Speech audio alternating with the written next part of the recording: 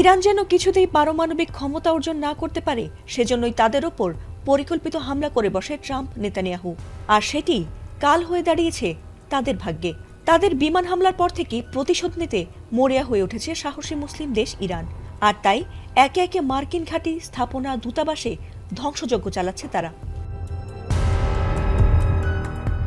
Trump নেতানিয়াহুকে শিক্ষা দিতেই যেন আবারও অপারেশন ট্রু প্রমিস অভিযানে নেমেছে ইরান। আর সেই অপারেশন 4 এর অংশ হিসেবেই তারা আমেরিকা ইসরায়েলে ব্যাপক মিসাইল হামলা চালিয়েছে। আর তাদের সেই নজর কেবল স্থলে, আকাশপথেই নয়, বরং সাগরপথেও। কোনো সাগরপথেই যেন ইরানিদের হাত থেকে নজর এড়িয়ে রেহাই পাচ্ছে না আমেরিকা ইসরায়েল। তাদের জাহাজ দেখা মাত্রই নির্ভুল নিশানায় মিসাইল দিয়ে উড়িয়ে দিচ্ছে ইরানের ইসলামী বিপ্লবী গার্ড বাহিনী। শুধু তাই নয়, একের পর এক মার্কিন সেনা নিখোঁজ হচ্ছে সাগরপথে ইরানের সঙ্গে চ্যালেঞ্জ নিতে গিয়ে। আর সেই ধারাবাহিকতায় এবার ভারত মহাসাগরে আমেরিকার যুদ্ধজাহাজ নজরে আসা মাত্রই সফলভাবে মিসাইল হামলা চালিয়েছে ইরান। আর সেই হামলায় আগুন ধরে যায় দুটি জাহাজেই।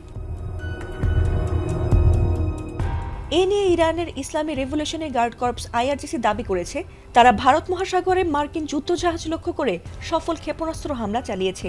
সেখানে গাদর 380 এবং তালাইয়া ক্ষেপণাস্ত্র ব্যবহার করে এই হামলা চালানো হয়েছে বলে এক বিবৃতিতে জানিয়েছে ইসলামী বিপ্লবী গার্ড বাহিনী।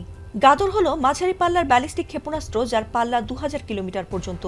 অন্যদিকে তালাইয়া একটি কৌশলগত ক্রুজ ক্ষেপণাস্ত্র ব্যবস্থা, যা 1000 কিলোমিটার পর্যন্ত লক্ষ্যবস্তুতে আঘাত হানতে সক্ষম এবং মাঝপথে লক্ষ্য পরিবর্তনের ক্ষমতাও রাখে। এছাড়াও প্রেস টিভির এক প্রতিবেদনে আইআরজিসির বিবৃতি দিয়ে দাবি করা হয়েছে, হামলার সময় যুদ্ধজাহাজটি ইরানের সীমান্ত থেকে 600 কিলোমিটারের বেশি দূরে অবস্থান করার পরও ইরানিদের নির্ভুল হামলায় দুটি জাহাজেই ব্যাপক আগুন ধরে যায়।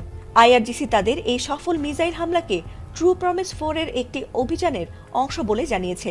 যদিও যুক্তরাষ্ট্র বা ইসরায়েলের পক্ষ থেকে এখনো পর্যন্ত এই দাবির কোনো প্রতিক্রিয়া পাওয়া যায়নি। ফাতিমা সুলতানা, এটিএন বাংলা।